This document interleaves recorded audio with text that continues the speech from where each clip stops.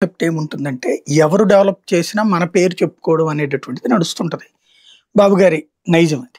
For example ఇప్పుడు ఇక్కడ ఏమంటారు, అమరావతి నేనే స్టార్ట్ చేశాను. భవిష్యత్తులో ఇది ఎదుగుతది అంటారు.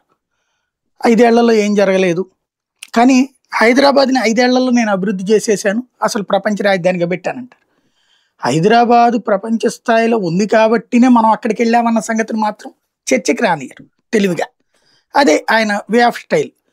ఇంకొకటి పోనీ ప్రారంభించింది ఎవరక్కడ? నేదురుమల్లి జనార్దన్ రెడ్డి.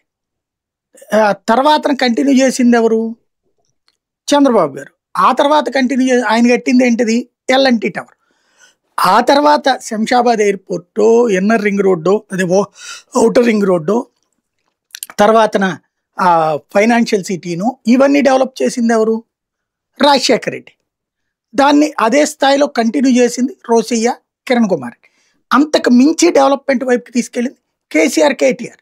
ఇవాల్టి రోజున మనం ఔటర్ రింగ్ రోడ్‌లో చూస్తే ఇదివరకు మనకు హైటెక్ సిటీలో కనిపించే బిల్డింగులు కొన్ని వందలు, వేలు ఇప్పుడు ఔటర్ రింగ్ రోడ్ పక్కన కనబడుతున్నాయి. దాదాపుగా లైన్ అంతా కనబడుతున్నాయి. కిలోమీటర్ల కొద్దీ కనబడుతున్నాయి. ఇంకా ఎక్స్‌పాండ్ అయిపోతుంది అక్కడ. మరి అయన్నీ ఎవరు చేసినట్టు? అయన్నీ నేను ఆ రోజున ప్రారంభించబట్టి అంటారు. కానీ ఆయన కాదు కదా ప్రారంభించింది మరి. ఆ లెక్కనైతే అంతకుముందు నేదురుమల్లి జనార్దన్ రెడ్డి కదా. మరి ఆయనకి క్రెడిట్ ఎవరు? ఈయన చేసింది ఆ మధ్యలో ఒక బిల్డింగే. పోనీ తర్వాత చేసిన వాళ్ళకి క్రెడిట్ ఎవరు? క్రెడిట్ అన్నటువంటిది లాక్కోవడం అన్నటువంటిది ఆయనకున్న అలవాటది. ఇప్పుడు ఫర్ ఎగ్జాంపుల్ అసలు పేదలకి